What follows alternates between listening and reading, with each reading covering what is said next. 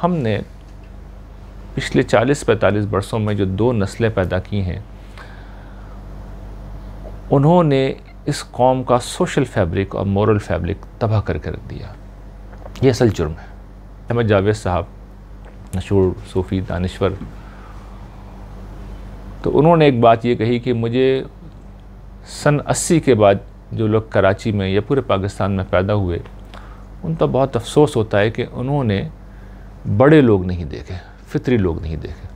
दानिश की मौत होती है कि उसके ऊपर कोई ज़ाविया मुसल्लत हो जाए और दानिश सोचना बंद कर दे। अहले दानिश सोचना बंद नहीं करते, लेकिन जब वो नज़रियात के ग़ुलाम हो जाते हैं तो फिर वो गोया कि बड़े से बड़ा दानिश्वर भी ज़हनी तौर पे बौना साबित होता है। वो मालूमात का अंबार लगा देगा, इल्म के दरिया बहा देगा, लेकिन वो ज़हनी तौर पे एक बौना होगा, क्योंकि उसने अपनी दानिश को सरेंडर कर दिया।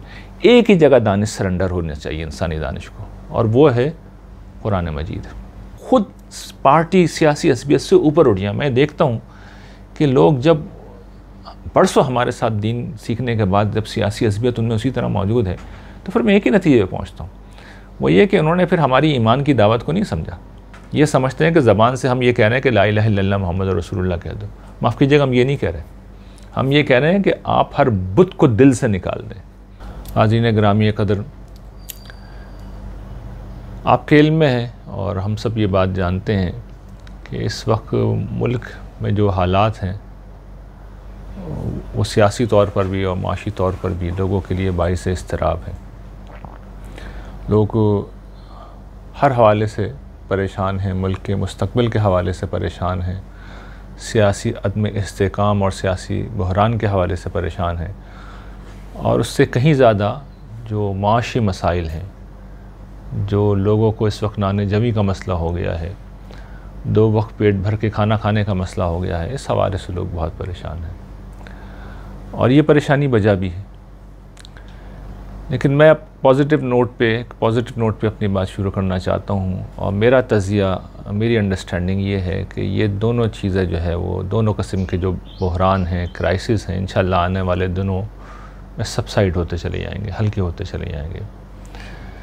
सियासी बहरान का जहाँ तक ताल्लुक़ है, सबसे ज़्यादा यही इस वक्त इंटेंस है, लेकिन सियासत की जो हरकियात है वो ये बताती है कि जब इस तरह के मुख्तलिफ़ मुतहारिब ग्रोहों में जब लड़ाई होती है, तो अगर कोई सेंटर ऑफ ग्रेविटी हो तो फिर एक वक्त आता है कि वो सेंटर ऑफ ग्रेविटी अपना काम करता है और चीज़ों को एक जगह पर ले जाता है। इसमें चीज़ें सही या गलत के उसूल के ऊपर सेटल डाउन नहीं होती, बल्कि होता ये है कि स्टेटस को जो है वो एक ख़ास तरह का स्टेटस को वो अपनी जगह पे लौट के आ जाता है और मामला चलने लगते हैं। तो पाकिस्तान में भी इस वक्त मुझे यही लगता है कि सेंटर ऑफ ग्रेविटी जो है वो ज़हनी तौर पर एक नतीजे पे पहुंच गया है, और उसका नतीजा यही निकलना है कि मामलात को सेटल डाउन होना है, और बहुत ज़्यादा देर नहीं लगेगी, चंद महीने के अंदर ये सारे मामलात अल्लाह ने चाहा तो सेटल डाउन हो जाएंगे।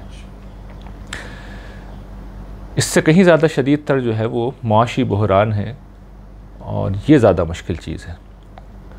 लेकिन इसके मुताल्लिक़ भी मुझे अल्लाह ताला की ज़ात से उम्मीद है, हुस्न ज़न है कि इंशाअल्लाहुल अज़ीज़ अगले 2-3 बरस जो है उसमें चीज़ें बेहतरी की तरफ जाएंगी, और इंशाअल्लाह अल्लाह ने चाहा तो चीज़ें सेटल डाउन होंगी। और उसकी वजह, जैसे कि मैं पहले भी ये कहता रहता हूँ कि देखिए अल्लाह ताला का एक तरीक़ा है, वो ये कि कौमों को वो मोहलत देते हैं, उनको इम्तिहान में भी डालते हैं और मोहलत भी देते हैं, और फिर अच्छे बुरे हालात से उन्हें गुजारते भी हैं। और उसकी वजह यह है कि कौमों के लिए महशर यही दुनिया है, यहीं पे उनका वो फ़ैसला कर देते हैं। तो हमारी कौम भी इन सारे मराहिल से गुज़र रही है। इस वक्त जिस मरहले में है, जो हमारे अमाल हैं, जो हमारे रवैये हैं, उनकी बिना पर हम इस काबिल हैं कि हमें सज़ा दी जाए। लेकिन जहाँ कहीं भी अल्लाह ताला इसके साथ साथ दावत दीन का काम कर रहे होते हैं, ईमान अखलाक की दावत का काम कर रहे होते हैं, तो फिर उनके पेश नज़र ये होता है कि अभी ख़त्म नहीं करना, अभी मोहलत दी जानी चाहिए। और जब तक कुछ लोग आ रहे हों तो उनका तरीक़ा ये है कि वो छोटी सज़ा दे के छोड़ देते हैं, लोगों को झंझोड़ते हैं, सोचने पर आमादा करते हैं, लोगों को वो तवज्जो दिलाते हैं कि आप अपने मामलात को बेहतर करें, और बेहतर ज़ाहिर बात है लोग उस वक्त करते हैं जब वो अपने हालात से गैर मुतमईन हो और ये समझने लगें कि भाई हमसे कुछ गलती हो रही है। तो मेरी अंडरस्टैंडिंग ये है कि हम इसी मरहले से अभी गुज़र रहे हैं, इसलिए एक छोटी सज़ा के बाद हमें छोड़ दिया जाएगा। जो असल मसला है, जो असल प्रॉब्लम है जिस पर आज मुझे बात करनी है और जो मेरे नज़दीक रूट कॉज है, जो सबब बन रहा है बार बार इन चीज़ों के पैदा होने का, इन मसाइल के, इन क्राइसिस के पैदा होने का, जो असल सबब है, जो रूट कॉज है, जो बुनियाद है, वो ये है कि हमने पिछले 40-45 बरसों में जो 2 नस्लें पैदा की हैं, उन्होंने इस कौम का सोशल फैब्रिक और मोरल फैब्रिक तबाह करके रख दिया। ये असल जुर्म है, क्योंकि जब सोशल फैब्रिक तबाह होता है तो फिर समाज बर्बाद होता है, और जब मोरल फैब्रिक तबाह होता है तो फिर कौम तबाह हो जाती है। ये सारी ख़राबी असल में इसी वजह से पेश आ रही है। अच्छा, इन 2 नस्लों से पहले सूरत हाल ऐसी नहीं थी। उससे पहले जो नस्लें थीं, आपको याद होगा कि यहीं पर मैंने कुछ दिनों पहले एक लेक्चर दिया था, और उस लेक्चर में ये बताया था कि किस तरीके से जो अलीगढ़ मूवमेंट थी, इसने किस तरह का ज़ौक़ मुसलमानों में पैदा किया था। 1857 का जो एक अजीम ज़वाल था, एक अजीम तबाही थी, उसके बाद एक तने मुर्दा जो था, जो बर्र सगीर की जो मिल्लत इस्लामिया थी, उसके तने मुर्दा के अंदर एक रूह फूंकी थी सर सैयद अहमद ख़ान ने। उसके मज़हबी पहलू को आप छोड़ दीजिए, उस पर यकीनन चीज़ें ठीक नहीं हैं, लेकिन बहैसियत कौमी लीडर के उनकी रहनुमाई बड़ी बेनज़ीर और खैर मामूली थी। उसी का नतीजा था और उसी के असरात थे कि पै दर पै वो नस्लें पैदा हुई कि जिन नस्लों ने आखिरकार हम जानते हैं कि पाकिस्तान बनाया भी और पाकिस्तान चला भी दिया। और इनके बारे में पिछले दिनों एक वीडियो, पिछले हफ्ते बल्कि किसी ने मुझसे शेयर किया है। अहमद जावेद साहब, मशहूर सूफ़ी दानिश्वर, तो उन्होंने एक बात ये कही कि मुझे सन 80 के बाद जो लोग कराची में या पूरे पाकिस्तान में पैदा हुए, उन पर बहुत अफसोस होता है कि उन्होंने बड़े लोग नहीं देखे, फितरी लोग नहीं देखे। तो कराची असल में के बारे में वो बयान कर रहे हैं, लेकिन दर हकीकत मैं इसको जिस तरह रिफ्रेश करूँगा वो ये कि ये कराची का मामला नहीं था। असल में कराची जो था वो मरकज़ था बर्र सगीर की जो उम्मत मुस्लिमा थी, मुस्लिम तहज़ीब थी, उसके जो आला तरीन लोग थे वो तकसीम के बाद सब के सब खिंच के यहाँ आ गए थे। आपको पता है कि वो इंडिया से भी आए, वो ईस्ट पाकिस्तान से भी आए, और पूरे जो इस वक्त मौजूदा पाकिस्तान है इससे भी आ गए, इसलिए कि ये दारुल खिलाफा बन गया था, हिजरत का मरकज़ बन गया था। एक छोटी सी बस्ती से एकदम से बदला ये, और दुनिया के बड़े शहरों में ये इसका शुमार होने लगा। तो वो सब लोग खिंच खिंच के यहाँ जमा हो गए, और उनकी खुसूसियात बड़ी गैर मामूली थी। जो अहमद जावेद साहब ने कहा कि फितरी इंसान और बड़े इंसान, यानी ये लोग अपनी ज़ात के बजाय कौम के दर्द में जीते थे, फ़र्द के बजाय इज्तिमाइयत के शऊर में जीते थे। इन्हें शोहरत और नामवरी की कोई ख्वाहिश नहीं थी, ना इनको कोई मादियत का ज़ौक़ था, बहुत सादा ज़िंदगी गुजारते थे, अपने इल्म फ़न में यकता थे। और जैसे कि मैंने अर्ज़ किया कि नामवरी और शोहरत के बजाय, मादियत के बजाय, इनकी कोशिश ये होती थी कि जो काम भी करें पूरी ज़िम्मेदारी के साथ करें, दयानत के साथ करें, आला तरीन दर्जे पर करें।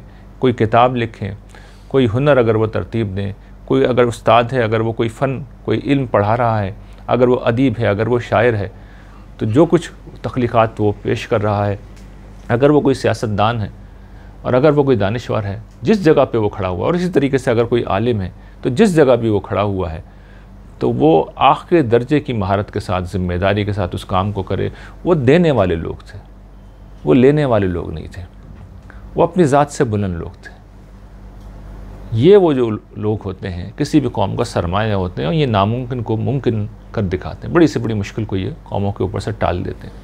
यही लोग हैं जो फिर रफ्ता रफ्ता ख़त्म हुए। और कहतुर रिजाल जो है, जिसको मुख्तार मसूद साहब ने बयान किया था, आवाज़ दोस्त, अगर आप में से लोगों ने पढ़ रखी हो किताब, कहतुर रिजाल के उन्वान से जब उन्होंने बयान किया, तो उर्दू ज़बान में जो खूबसूरत तरीन तहरीरें चंद लिखी गई हैं उनमें से एक वो है। अगर नहीं पढ़ा तो उसको पढ़िएगा। तो ये वो नस्लें थीं जो मौजूद थीं, और इन्होंने ही पाकिस्तान को बनाया। और जैसे कि मैंने अर्ज़ किया कि इन्होंने पाकिस्तान को चला दिया, लेकिन अनफॉर्चुनेटली उसके बाद एक सानिया हुआ। सानिया ये हुआ कि बर्र सग़ीर में अंग्रेज़ जिस इशराफिया के बलबूते पर हुकूमत कर रहे थे, बल्कि ज़्यादा दुरुस्त अल्फाज में जिसको उन्होंने बनाया था, वो असल में यहाँ पर गालिब आ गई। इस बात की थोड़ी सी मुझे वजाहत करनी पड़ेगी, इसलिए कि ये थोड़ी समझने वाली बात है। आपको पता है जो अंग्रेज़ यहाँ पर आए हैं, एक छोटा सा मुल्क है बरतानिया, यूरोप के अगर आप नक्शे पर नज़र डालें तो एक जजीरा सा है, और उसकी आबादी उस वक्त भी चंद लाख नफूस से ज़्यादा नहीं होगी, जबकि यहाँ पर करोड़ों लोग बसते थे। अच्छा, उन चंद लाख में से भी हज़ारों लोग ही यहाँ पे आए थे, लेकिन आप देखिए कि उन्होंने एक तवील अरसे तक यहाँ पर रूल किया, इक़्तिदार क़ायम किया। तो एक तो बहरहाल टेक्नोलॉजी में वो आगे थे, इसमें कोई शक नहीं। दूसरा ये कि उनकी पॉलिसी जो थी, वो यहाँ का जो माहौल था, जो मामलात थे कि लोग मुख्तलिफ़ मज़ाहिब में, नस्लों में, रंगों में, ज़बानों के इख्तलाफात में घिरे हुए, तो तक़सीम करो हुकूमत करो, इस पॉलिसी पर उन्होंने अमल किया। तक़सीम करो और हुकूमत करो की पॉलिसी के ऊपर उन्होंने जब अमल किया तो उसके नतीजे में उनका इक़्तिदार महकम से महकम होता चला गया। लेकिन अमलन जिस बुनियाद पर वो रूल कर रहे थे, वो मामला क्या था? वो ये कि उन्होंने यहाँ के लोगों को इस्तेमाल करके एक ताकतवर इशराफिया तरतीब दी जो मुकम्मल तौर पर उनकी वफ़ादार थी, अमलन भी और जहनन भी, तहज़ीबन भी और इल्म फ़न के लिहाज से भी। और उसके 3-4 बड़े नुमाया तबक़ात थे। एक तबका, और ये मैं जिक्र करूँ 1857 के बाद का, जब उनका इक़्तिदार मुकम्मल तौर पर कायम हो गया। आपके इल्म में कि बगावत हुई थी, यानी अंग्रेज़ी इक़्तिदार तो 1757 में कायम होना शुरू हो गया था, जब जंग प्लासी में वो जीते थे। हम जानते हैं 1757 में जो बड़ी मशहूर जंग हुई थी, उसमें बंगाल जो सोने की कान था, सोने की चिड़िया, उनके हाथ लग गई थी। फिर जो सबसे बड़ा यहाँ पे मुज़ाहमत की अलामत थी, टीपू सुल्तान 1799 में, वो उसको शिकस्त दी उन्होंने, और फिर रफ्ता रफ्ता उनका इक़्तिदार कायम हो गया। उसके ख़िलाफ़ एक बगावत हुई, तो वो जो बगावत थी जिसे बाद में कुचला गया, उस बगावत करने वाले लोग वो फ़ौजी थे जो नॉर्थ इंडिया के थे, उसमें हिंदू भी थे, उसमें मुसलमान भी थे, और ये बहुत बाशऊर लोग थे। तो अंग्रेज़ों ने इस तजर्बे से ये सीखा कि अब नई फ़ौज जो बना रही है उसमें वहाँ के लोग नहीं लेने, बल्कि चुन के उन्होंने एक, जो आपने लफ्ज़ सुना होगा, मार्शल रेस का इंतखाब किया। इसकी सलाहियत ये थी, इसकी खुसूसियात ये थी कि जिस्मानी तौर पर ताकतवर हों, सेहतमंद हों, फ़िट हों, लेकिन बाशऊर ना हो, ज़हनी तौर के ऊपर वो इस तरह पुख्ता ना हो। चुनाचे इस मकसद के लिए उन्होंने हमारा जो इस वक्त पंजाब है और जो इंडिया का भी पंजाब है, उसका इंतखाब किया। इसी तरीके से आपका जो KPK का इलाका है, वहाँ पर भी उनकी नज़र इंतखाब पड़ी, और इन्हीं इलाकों से तरजीह उन्होंने फ़ौजी हायर किए, और फिर उनको एक ज़बरदस्त ट्रेनिंग के अमल से गुजार के उसमें जो असल चेन ऑफ कमांड में टॉप पे उन्हीं के लोग बैठे हुए होते थे, और वो ज़ाहिर बात है उनको आदी बनाया गया कि वो उस डिसिप्लिन को, ज़ाहिर बात है फ़ौज जिसके बगैर चलती भी नहीं है, सख्त तरीन डिसिप्लिन होता है उसका। उस डिसिप्लिन में असल में जो चीफ़ होता है, वो सब कुछ होता है, वो अंग्रेज़ होते थे। तो ये एक उनका बुनियादी समझिए कि रुकन था जिसके बलबूते पे वो इक़्तिदार उनका कायम था। लेकिन फ़ौज को उन्होंने हमेशा बैरकों में रखा या मैदान जंग में भेजा। असल मुल्क जो उन्होंने हवाले किया, वो उन्होंने एक ब्यूरोक्रेसी बनाई जो सबसे ज़्यादा फ़ाल थी, असल इक़्तिदार वही चलाती थी, और ये क्लर्क्स से क्लैरिकल सोच इनके अंदर पैदा की गई, और बस यस सर कहना इनका काम था, और ये वो लोग थे जो हुकूमत को चलाते थे। तो ये बहुत ताकतवर ब्यूरोक्रेसी थी, बहुत ऑर्गेनाइज, और यही इक़्तिदार चलाती थी। तीसरा जो इसके अंदर जुज़ था, वो अमन व अमान, लॉ एंड ऑर्डर के लिए और निज़ाम अदल को जो अंग्रेज़ों के तसव्वुरात हैं उसके मुताबिक कायम रहे, क्योंकि वो अगर नहीं होगा तो इक़्तिदार नहीं चलते। आपने सुना होगा ना, सल्तनतें जुल्म के साथ नहीं चलती, वो कुफ्र के साथ चल जाती हैं। चनाचे वो जुडिशरी उनकी एक वजूद में आई, वो भी टोटली उसी कानून के ऊपर थी और उन्हीं की वफ़ादार थी, और उसी के साथ में सपोर्ट ने पुलिस। ये तीसरा एलिमेंट था। और चौथा और आखिरी एलिमेंट अवामुन्नास या रियाया में से कह लीजिए, अवामुन्नास तो नहीं कहना चाहिए, रियाया में से उन्होंने कुछ लोगों को लिया जिन्होंने 1857 में उनके साथ वफ़ादारी की थी, मुखबरी की थी लड़ने वालों की, मुजाहिदीन की, उनको मरवाया था, और चुन चुन के फिर उन्होंने जागीरें उनको दी। यानी ये जो आपकी मुग़लिया सल्तनत है, इसमें कोई जागीरदार नहीं होता था, बल्कि बादशाह की जागीर होती थी, और बादशाह किसी को निगरान मुकर्रर कर देता था, और उसके वफ़ात के ऊपर फ़ैसला होता था कि उसके बेटों को देना है या किसी और को देना है। यहाँ पर नस्ल दर नस्ल उनको ज़मीनों का मालिक बना दिया गया। शर्त एक ही थी कि हमारे वफ़ादार रहो, बगावत ना करो, खराज देते रहो और ज़रूरत के वक्त फ़ौजी हमें फ़राम करते रहो। अपनी ज़मीनों से जो किसान हैं उनको हमारे पास भेजते रहो। पहली जंग अज़ीम, दूसरी जंग अज़ीम में बरतानिया ने यहाँ के, अगर आप तारीख़ पढ़ें तो यहाँ के फ़ौजियों को बहुत इस्तेमाल किया है, बहुत मरवाया है। तो ये 4 तबक़ात थे। जब आज़ादी हासिल की, जो अलीगढ़ मूवमेंट के नतीजे में यहाँ पे एक और नस्ल पैदा हुई जिसके अंदर एक अपनी तहज़ीब का शऊर था। उसने जब आज़ादी हासिल की तो उसके जो नुमाया तरीन लीडर हिंदुस्तान में थे वो तादाद में भी बहुत ज़्यादा थे, और कुछ समझिए कि मोहलत उम्र भी उन्हें मिली। नेहरू साहब वज़ीर आज़म बने और अगले अशरे तक वो वज़ीर आज़म रहे।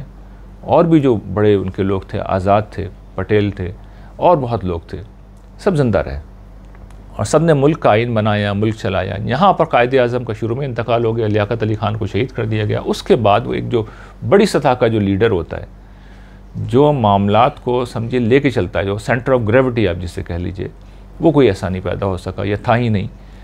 और फिर जो इक़्तिदार, असल में सियासतदान तो नहीं चलाते ना, सियासतदान तो असल में सिर्फ पॉलिसीज़ देख रहे होते हैं। असल मुल्क, जैसा कि मैंने अर्ज़ किया, मुल्क चलाती है ब्यूरोक्रेसी। तो ब्यूरोक्रेसी को अंदाज़ा हो गया कि भाई ये तो इतने ज़्यादा इन सारे मामला से बाखबर नहीं है। हुकूमत तो यानी आज़ादी से पहले भी हम ही चला रहे थे, अभी भी हम चला रहे हैं। तो उन्होंने सियासतदानों को, और वो सादा नफ्स लोग थे, शरीफ लोग थे, उनको साइडलाइन करना शुरू किया, इक़्तिदार पे वो कब्ज़ा करते चले गए। उसकी एक दास्तान है 50s की, लेट 50s की, इस वक्त मौका नहीं है कि वो मैं सुनाऊँ। अच्छा, ज़ाहिर बात है ये सब कुछ आइन की खिलाफ वर्जी थी, तो उन्हें इसके लिए ज़रूरत हुई कि वो बंदूक का सहारा लें। जनरल अयूब खान का उन्होंने सहारा लिया। अच्छा, जनरल अयूब ने ये देखा कि अच्छा ये तो मुझसे फ़ायदा उठा के ख़ुद हुकूमत कर रहे हैं, तो भाई और आइन की खिलाफ वर्जी तो हो ही रही है, तो उसके बाद इनको फिर हुक्मरान क्यों बनाया जाए। इनको साइडलाइन किया गया और इक़्तिदार जनाब फ़ौजी जनरल्स के पास आ गया। और फिर उसके बाद ये सारों तबक़ात तो बहरहाल अपने अपने मफादात में अपनी अपनी जगह पे रहे। जिस तबके को समझे कि एलिमिनेट किया गया इंटेंशली, वो सियासतदानों का तबका था।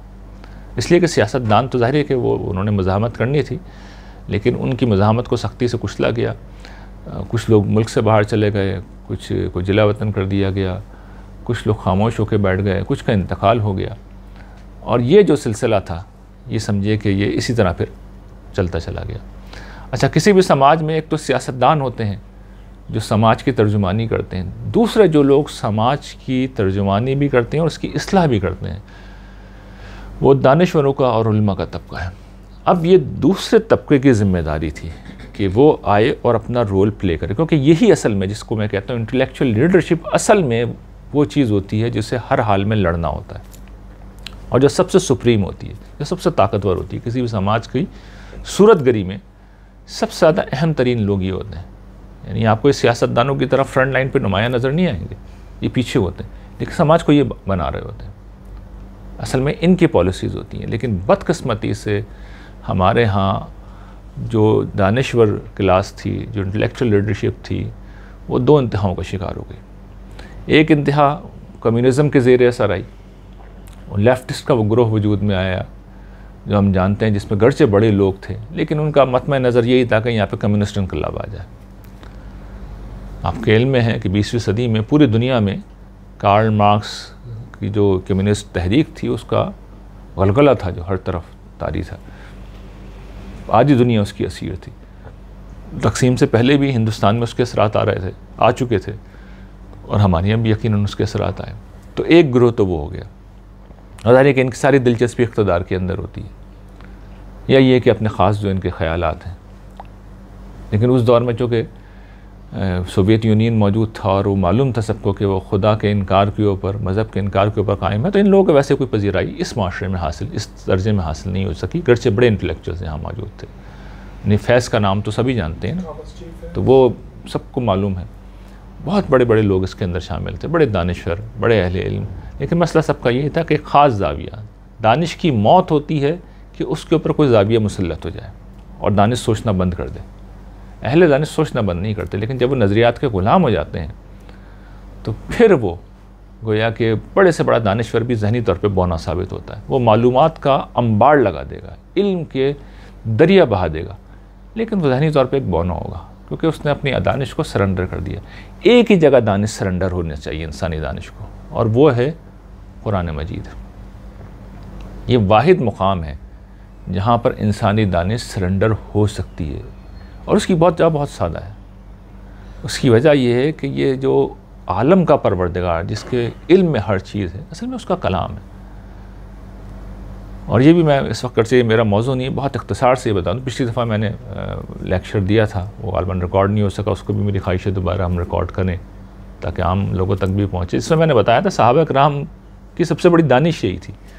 मैंने बताया था एक एक करके, कोई बड़ा आलिम उनके अंदर ऐसा सच पैदा नहीं हुआ जिस तरह दुनिया में पैदा होते हैं। अरस्तु कोई पैदा नहीं हुआ उनके यहाँ, कोई सुकरात पैदा नहीं हुआ, कोई अफलातून पैदा नहीं हुआ, लेकिन उन्होंने जिस हकीकत को दरियाफ़्त कर लिया था वो ये कि खुदा है जिसके सामने सरेंडर करना है।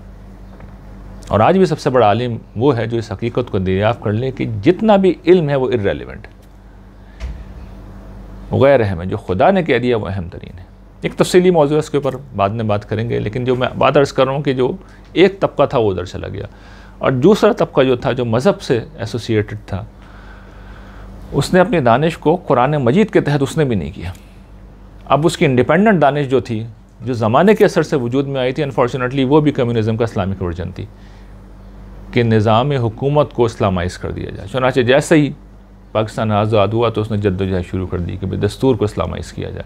आज अल्हम्दुलिल्लाह दस्तूर जितना इस्लामाइज़ हो चुका है उससे ज़्यादा हो नहीं सकता, लेकिन हम सब अमलन मुनाफिक हैं। ये इस पूरी अप्रोच की गलती वाज़ेह करने के लिए अब तो ये वक्त की ने शहादत दे दी, पूरी अप्रोच ही अव्वल आखिर गलत थी। दूसरा इसका ज़ाविया ये था, कुरान मजीद को कभी आप खोल के पढ़िए, अव्वल आखिर एक किरदार नज़र आएगा आपको, और यहाँ पर था कि एक हुलिया है, वो है गोया के मेयार है, गोया कि वो दीन है। दीन की अलामत आप कभी कुरान खोल के पढ़ लें, पढ़ते चले हैं अव्वल आखिर, वहाँ पे आपको कोई हुलिया नज़र नहीं आएगा, एक किरदार नज़र आएगा। किरदार ज़ेर बहस नहीं था यहाँ पे।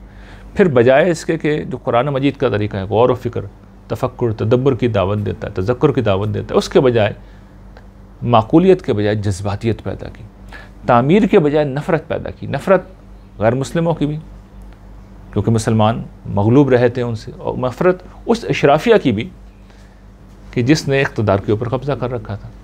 अच्छा, किस बुनियाद पे? इस बुनियाद पे नहीं कि उन्होंने रूल ऑफ लॉ को ख़त्म किया था, इस बुनियाद पे नहीं कि उन्होंने आइन को ख़त्म किया था, इस बुनियाद पे नहीं कि उन्होंने जमहूरियत को ख़त्म किया था, इस बुनियाद पे नहीं कि उन्होंने आज़ादी इजहार राय को ख़त्म किया था, इस बुनियाद पे नहीं कि उन्होंने इंसानी हुकूक़ को पामाल किया था, बल्कि बुनियाद ये थी कि वो इशराफिया जैसे हैं, उनकी ख़वातीन जो है पर्दा नहीं करती, वो लिबरल हैं, वो मॉडर्न हैं। ये चीज़ थी जो बाइस नफ़रत बनी। तो तामीर के बजाय नफ़रत, किरदार के बजाय हुलिया, और माकूलियत के बजाय जज्बातियत, यही वो कॉम्बिनेशन, लीथल कॉम्बिनेशन है जिसने वो नस्लें पैदा की हैं जो आज हम देख रहे हैं। क्यों पैदा की हैं? इसलिए कि ये स्ट्रगल जारी थी, लेकिन 80s में हम जानते हैं, 70s के आखिर में ये जो दूसरी फ़िक्र है, इससे सियासी सपोर्ट और सियासी इक़्तिदार हासिल हो गए जनरल ज़िया-उल हक़ के ज़माने में, और फिर कम्युनिज़म को शिकस्त हो गई, तो वो लेफ्टिस्ट जो थे वो तो वैसे ही पीछे चले गए। अब वो कुछ उनका ज़हूर हुआ है थोड़ा बहुत, लेकिन ये उस ज़माने में तो बिल्कुल पीछे चले गए। 80s के अंदर, 90s के अंदर ये दो अशरे ऐसे थे, यहीं से फिर उन नस्लों ने जन्म लिया है कि जैसे मैं कभी कभार जिक्र करता रहता हूँ कि 90s में पाकिस्तान के पास खेल के मैदान में देख लें तो दुनिया के 4 आलमी खेलों का आलमी कप था पाकिस्तान के पास। आप बड़े बड़े अदीब देख लें, शोरा देख लें, आप अहले फ़न देख लें, किसी दर्जे में कोई तालीमी स्ट्रक्चर ना होने के बावजूद साइंसदान भी पैदा कर दिए थे। तो आज तो हम सिर्फ सोशल मीडिया के ब्लॉगर पैदा करते हैं, यानी बोलने वाले, बेतकान बोलने वाले लोग पैदा करते हैं। न दयानत है, न अमानत है, न सिद्क़ है, न सच्चाई। खैर इस मर्सिए को छोड़ें, लेकिन असल ये है प्रॉब्लम। अब सवाल ये कि क्या किया जाए, ये है असल बात। जिस तरह मैंने अर्ज़ किया था कि अहले दानिश का, अहले इल्म का असल काम ये होता है कि वो रूट कॉज को मुतय्यन करें और शॉर्ट टर्म सोल्यूशन पे ना जाएं, लॉन्ग टर्म सोल्यूशन पे जाएं। और लॉन्ग टर्म सोल्यूशन वही है जो मैं पहले भी अर्ज़ कर चुका हूँ, सर सैयद अहमद ख़ान ने तजवीज़ किया था। यानी उनकी मज़हबी रहनुमाई की हमें ज़रूरत नहीं है, लेकिन उनकी कौमी रहनुमाई आज भी सबसे कीमती असासा है। अफराद की किरदार साजी और उसकी असासात अब तो कुरान मजीद की बुनियाद पर, यानी हमारे पास जो असल सोर्स है वो कुरान मजीद है। असासात बिल्कुल वाज़ेह, इसको हम कहते हैं ईमान और अखलाक की दावत। खामोशी से इसमें आप काम करें। सर सैयद देखें जिस ज़माने उन्होंने काम शुरू किया था 1857 के बाद ये सारे मामला शुरू हुए हैं, और गालिबन 70s में जाके 1870-74 में जाके उन्होंने अलीगढ़ एंग्लो इंडियन कॉलेज उन्होंने गालिबन बनाया था। तो 20 साल, 30 साल, 40 साल, फिर ये 1906 में जाके मुस्लिम लीग बनी है, 50 साल, ये कुछ नहीं होता कौमों की ज़िंदगी में। फिर उसके बाद भी 2-3 नस्लें गुजर गई, 1947 में जाके पाकिस्तान बना है। तो अहले इल्म और दानिश को असल में खामोशी से इन सतहों पे स्ट्रगल करनी होती, फिर उसके नताइज जाके दूसरी तीसरी नस्ल देखती है। आप नहीं करेंगे तो इसी तरीके से नस्लें दर नस्लें आती चली जाएंगी और तबाही में इजाफा होता चला जाएगा। हम जो 90s में थे, हम उसके बाद 21वीं सदी के आगाज़ पे और ज़्यादा ख़राब हुए। पहले अशरे के अंदर जितने ख़राब थे, दूसरे में उससे ज़्यादा हुए, दूसरे में जितने ख़राब हैं, तीसरे में उससे ज़्यादा होंगे, चौथे में उससे ज़्यादा होंगे। अगर हमने अपनी अप्रोच को दुरुस्त नहीं किया तो ईमान और अखलाक की दावत के अलंबरदार बन के हमें खड़ा होना पड़ेगा। और ये मैं अर्ज़ करूँगी सबसे बड़ी दानिश है, इसलिए कि ये खुदा का पैगाम है। और फिर दूसरी चीज़ वो ये कि देखिए, समाज की सतह पे अगर हमें कोई काम करना है, यानी ये तो फ़र्ज़ के हवाले से ताल्लुक़ था ना, समाज में अगर हमें कुछ करना है तो कुछ इक़दार हैं जो समाजी इक़दार हैं। वो मोरल वैल्यूज़ थी, ईमान और अखलाक क्या है, मोरल वैल्यूज़ हैं। समाजी वैल्यूज़ क्या हैं, जिनके लिए फ़रोग़ के लिए काम करना है कि भाई ये आइन कानून की बालादस्ती हो, रूल ऑफ लॉ हो, डेमोक्रेटिक वैल्यूज़ हो, शफाफ ट्रांसपेरेंट इलेक्शन हो। लोग कहते हैं करप्शन फ्री, सोसाइटी कभी करप्शन फ्री नहीं होती, इंतखाबात फ्री होने चाहिए। जिस वक्त आपने अपने इलेक्शंस को फेयर कर लिया, फ्री कर लिया, बाकी सारे मामला ठीक हो जाएंगे, खुद ही ठीक होंगे। जब तक इंसान है करप्शन कभी ख़त्म नहीं हो सकता, भूल जाएं इस बात को। करप्शन रहता है। करप्शन कैसे ख़त्म होता है कि हुक्मरानों को पता हो कि हर 4 साल बाद, 5 साल बाद उन्होंने जाना है आवाम के सामने, और इसमें कोई डंडी नहीं मारी जा सकती, RTS बिठाया नहीं जाएगा, एक्स्ट्रा टप्पे नहीं लगाए देंगे, मुखालिफ पोलिंग एजेंडों को अगवा नहीं किया जाएगा, पोलिंग स्टेशनों पर कब्ज़ा नहीं किया जाएगा, बंदूकें लोग लेके लोग बैठे हुए नहीं होंगे। इस चीज़ को यकीन, पूरे समाज की ताकत इसके ऊपर लग जाए कि वो एक दिन हमें फेयर एंड फ्री मिल जाए, समाज उसके बाद ही फेयर होगा। अगर वो एक दिन फेयर एंड फ्री नहीं मिला, सारी बातें फजूल। देखें, परफॉर्मेंस भी उसी के बाद अच्छी होगी, शफाफियत भी उसी के बाद आएगी, जो करप्शन है वो भी उसी के बाद ख़त्म होगी। सिर्फ एक दिन, 5 साल में एक दिन फेयर एंड फ्री मिले। यहाँ तो हाल ये है कि सुप्रीम कोर्ट इलेक्शन कमीशन के इख्तियारात को सल्ब कर लेती है ना। हमारे यहाँ तो जो इस तरह की नस्लें पैदा हो गई हैं वो ये पैदा हो गई, लेकिन हमें अलंबरदार बनना है सही बातों का। और इसमें सबसे बुनियादी चीज़ ये कि ख़ुद पार्टी सियासी असबियत से ऊपर उठ जाए। मैं देखता हूँ कि लोग जब बरसों हमारे साथ दीन सीखने के बाद जब सियासी असबियत उनमें उसी तरह मौजूद है, तो फिर मैं एक ही नतीजे पर पहुँचता हूँ, वो ये कि उन्होंने फिर हमारी ईमान की दावत को नहीं समझा। ये समझते हैं कि ज़बान से हम ये कह रहे हैं कि ला इलाहा इल्लल्लाह मुहम्मद रसूलुल्लाह कह दो। माफ़ कीजिएगा, हम ये नहीं कह रहे, हम ये कह रहे हैं कि आप हर बुत को दिल से निकाल दें। आपने जो अपने बुत बना रखे हैं अपने दिनों के अंदर, अपने हुक्मरानों के, अपने लीडरों के, आप मुशरिक हैं। क़यामत के दिन अल्लाह ताला शिर्क को खोल देंगे। और किस तरह खोलेंगे? वो कहेंगे कि ये ईमान था ना, इसका तकाजा था कि हक़ की शहादत दो, सच्चाई के साथ खड़े हो, सच्चाई के साथ खड़े हो। और जब मौका आता था तुम सच्चाई के साथ खड़े नहीं होते थे। कुरान ने तो ये तक कहा है कि चाहे तुम्हारा दुश्मन हो तब भी सही बात को, चाहे तुम्हारी ज़ात हो, चाहे तुम्हारे वालिदैन हो, तब भी हक़ का साथ दो। ये तुम नहीं करते थे, इसका मतलब है तुम मेरी परस्तिश करते ही नहीं थे, मेरी इताअत में शरीक करते थे, शिरक करते थे। ये अल्लाह ताला की इताअत में शिरक है, तो ईमान ही नहीं है। फिर इसका मतलब ईमान और अखलाक की दावत नहीं क़ुलूब के अंदर रास्ते हुई, दिलों के अंदर वही बुत बने हुए हैं। तो ये दावत लेके उठना है। अच्छा, जब ये हम इसके लिए उठेंगे तो इसमें देखिए हमारा तो जो स्लोगन है कि दुनिया को नहीं बदलना, हमें अपने आप को बदलना, दुनिया तक पहुंचाना है।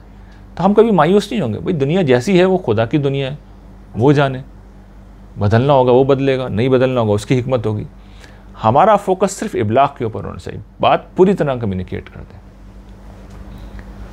और अगर हमने ये काम कर दिया तो फिर मुंतज़र रहें कि इधर मौत आएगी और उधर फरिश्ते आएंगे और खुशखबरी सुनाएंगे। और क़यामत के दिन जब अल्लाह के हुजूर पेश होंगे तो असल मतमय नज़र क्या है कि अल्लाह ताला की तरफ से शाबाश मिले, वेल डन, ज़बरदस्त काम करके आओ। क्योंकि इसलिए अल्लाह के ज़िम्मे तो पहुँचाना है ना, वो काम है जो हम कर रहे हैं। बाकी ये बात कि दुनिया के अंदर तब्दीली कब आएगी उसका रास्ता भी मैं आपको बता दूँ। देखिए, अल्लाह ताला जब भी कोई काम करते हैं, इस तरह का मामला करते हैं, तो वो नंबर 1 लोग खुद ही पैदा कर देते हैं, सफ़े अव्वल के लोग खुद ही पैदा कर देते हैं। ये आमतौर पर खुद पैदा कर रहे होते हैं, इसलिए कि वो लोग एक्स्ट्राऑर्डिनरी होते हैं, वो एक्स्ट्राऑर्डिनरी कुर्बानियाँ दे के खड़े होते हैं, एक्स्ट्राऑर्डिनरी इल्म और जहानत और रसूख और गहराई उन्हें हासिल होती है। तो वो खुद पैदा कर देते हैं। समाज को जो देना होता है वो दूसरी सफ़ के लोग देने होते हैं। यानी अगर कोई बहुत बड़ा सर्जन खड़ा हो के ऑपरेशन करना शुरू करे, तो आपने देखा हो, अगर वो मंजर कभी देखा हो, तो 5-6 असिस्टेंट और खड़े हुए होते हैं, उसमें डॉक्टर भी होते हैं, उसमें पैरामेडिकल स्टाफ भी होता है। वो क्यों होते हैं? इसलिए होते हैं कि सर्जन अगर सीज़र भी खुद ही ढूंढेगा, ये 10 नंबर की सीज़र और 5 नंबर का स्कैल्पल कहाँ है भाई, ज़रा उस ढेर में से निकाल के देखूँ मैं, तो वो तो सिर्फ हाथ बढ़ाता है, स्कैल्पल क्या आता है, तो असिस्टेंट एज इट इज़ वो उसको जो उसको मतलूब होता है वही हाथ में रख देता है। वो सिर्फ पूछता है कि भाई इस वक्त इसका ECG कितना है, BP कितना है इसका। लोग बताते यार, अब वो एक एक चीज़ देखे, इधर देखे उधर देखे, तो नतीजा क्या निकलेगा? नतीजा ये निकलेगा कि फिर वो अपना काम नहीं कर सकेगा। तो समाज जो खिदमत कर सकता है कि अगर वो सफ़ेद दोम के लोग फराहम कर दे, तो दुनिया में भी फिर किसी दर्जे में या जितनी अल्लाह की हिकमत होगी उतनी तब्दीली आ जाती है। ये नहीं होगा तो नतीजा फिर कुछ भी नहीं निकलेगा। तो ये सारी चीज़ें हैं, बिल्कुल समाजी क़वानीन हैं, खुदाई क़वानीन हैं, मैंने आपके सामने वाज़े कर दी हैं। अब फ़ैसला मुझे करना है, आपको करना है कि हमने क्या ज़िंदगी में करना है, क्या रास्ता अख्तियार करना है। जो इस तालिब इल्म ने तरीक़ा बताया इसको इख्तियार करेंगे तो आखिरत में तो 100% खैर है ही, दुनिया में भी निकल आएगा। और अगर ये नहीं करेंगे तो फिर कुरान मजीद बार बार कहता है कि वलन तजिद लिसुन्नतिल्लाहि तब्दीला, आप अल्लाह ताला के तरीक़ों को कभी तब्दील नहीं पाओगे। यानी उनके तरीक़े नहीं बदलेंगे, उनका तरीक़ा अपने तरीक़े पे काम करेगा और उसके नताइज पर निकल आएंगे। व आखिरु दावाना अनिल हम्दुलिल्लाहि रब्बिल आलमीन।